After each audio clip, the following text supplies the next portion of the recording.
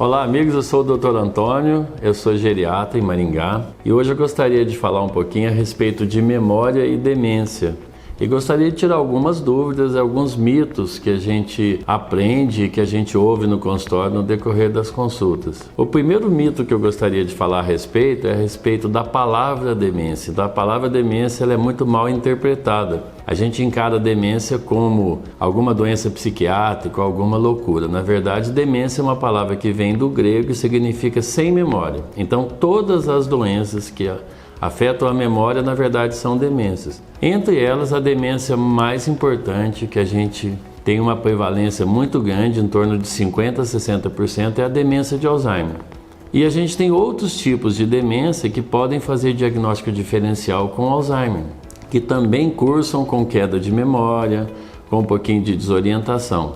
A gente tem a demência frontotemporal, que é um outro tipo de demência, que na verdade a diferença é que ela altera muito o comportamento do paciente, inicialmente não memória.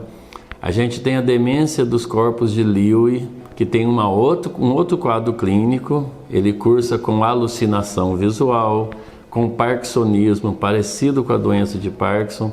E a gente tem ainda a demência vascular, que é a demência que vem das pessoas que têm alguma doença vascular, como o diabético, por exemplo. E a gente tem ainda as demências reversíveis. O que são elas? São doenças que podem causar alteração de memória, mas que são reversíveis. Por exemplo, o hipotireoidismo, o diabetes, a hidrocefalia de pressão normal, o hematoma subdural, que com tratamento você consegue reverter o quadro de queda de memória.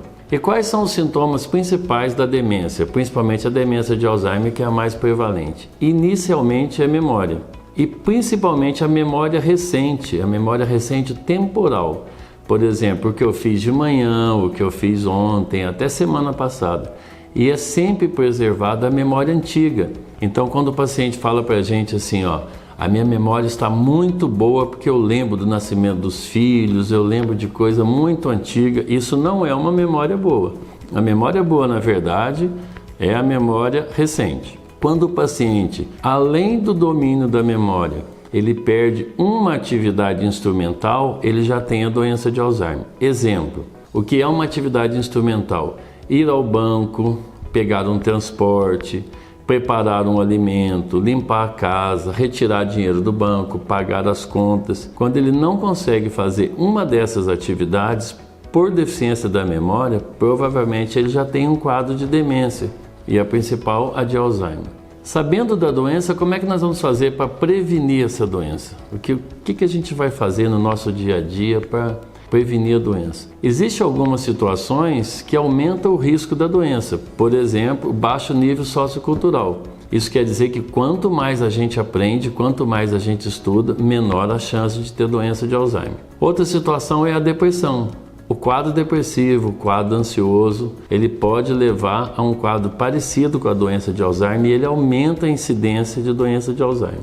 Outra maneira de prevenir é o exercício físico. Antigamente a gente achava que o exercício físico melhorava somente a demência vascular, aquela demência que vem do diabetes. Hoje a gente sabe que o exercício físico diminui também a incidência de doença de Alzheimer.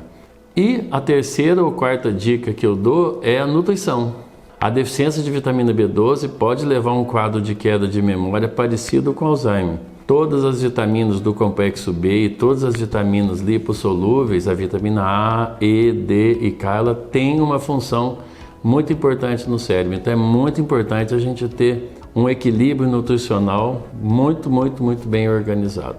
E a respeito das vitaminas, eu gostaria de lembrar que o idoso ele tem algumas dificuldades, tanto na absorção das vitaminas, quanto no trânsito intestinal. Então, a alimentação, como o idoso sente menos o sabor dos alimentos, ele acaba não ingerindo a quantidade correta de vitaminas. Então, na grande maioria das vezes, a gente precisa de uma suplementação. Exemplo é a vitamina D. A vitamina D, mais de 80% dos idosos têm uma deficiência de vitamina D. E a vitamina B12, ela depende de um fator produzido no estômago, que o idoso tem uma diminuição. Então, normalmente a gente precisa suplementar essas vitaminas. Isso também já fala a favor do tratamento da doença de Alzheimer, que tanto é uma suplementação nutricional quanto alterações de comportamento, né, como o exercício físico e a medicação. Por que é muito importante a família estar enganjada? Por que é muito importante a gente ter um equilíbrio nutricional? Porque, na verdade, a doença de Alzheimer, como todas as demências, elas são umas doenças neurodegenerativas. O que isso quer dizer? São doenças do sistema nervoso que são progressivas, a gente não consegue frear, a gente não consegue segurar a doença. Então é muito importante tanto a prevenção quanto a suplementação, porque a medicação, depois que instalada a doença, infelizmente é muito pobre. E como nós sabemos que a doença de Alzheimer é uma doença do envelhecimento, ela inicia aos 60 anos e ela praticamente dobra a incidência a cada 5 anos. É muito importante que nós fiquemos atentos, principalmente na fase inicial, que vai iniciar entre os 60 até os 70 anos. Se você tiver algum sintoma dessa doença, ou sintoma de memória, ou tiver algum familiar apresentando isso, procure o seu médico de confiança que ele saberá fazer o diagnóstico. E se você tiver alguma dúvida, eu estou à disposição.